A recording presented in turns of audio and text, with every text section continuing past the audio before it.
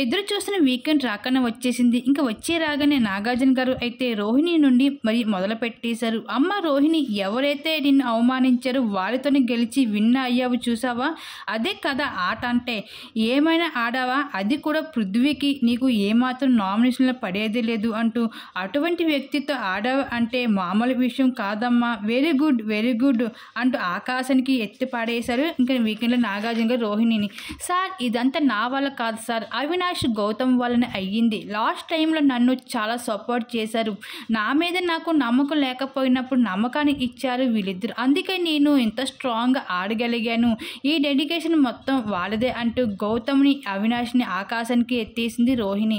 ఇంకా అక్కడితో ఆగలేదు నాగార్జున గారు, ఇంక విష్ణుప్రియ దగ్గరికి వచ్చేసింది. ఎంత బాగా టాలెంటెడ్ ఉన్న అమ్మాయిని క్యారెక్టర్లెస్ ఎలా అనగలిగావు అమ్మ విష్ణుప్రియ అంటూ అనేసరికి, సార్ అది నా టంగ్ స్లిప్ అయ్యింది సార్, ఏదో కోపంలో అన్నాను సార్, అది నా మనసుతో వచ్చింది కాదు సార్ అంటే ఇలా ఇంకా రోహిణి కూడా ఏమాత్రం కూడా ఊరుకోలేదు.